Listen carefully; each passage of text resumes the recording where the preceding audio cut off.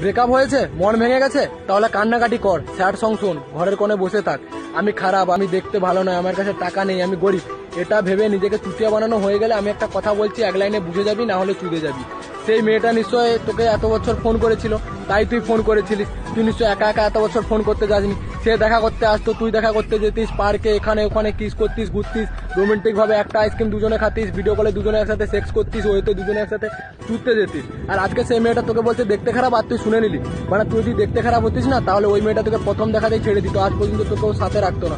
তারপরের কথা, তুই গরিব, এতদিন যে হোটেলে এখানে ওখানে রেস্টুরেন্টের বিল কে পে করেছে? মানে তুই পে করেছিলিস, তাহলে গরিব কে? গরিব সে। আমি অবাক হয়ে যাচ্ছি, মানে তুই আগে কি ছিলিস, কি হয়েছিস? তোর বন্ধু বান্ধবদের সাথে যদি কোনো মেয়ে এমন করতো, তুই সেই মেয়ের মা চুদে দিতিস। আর আজকে তোর সাথে এমন হয়েছে, তুই কান্নাকাটি করছিস।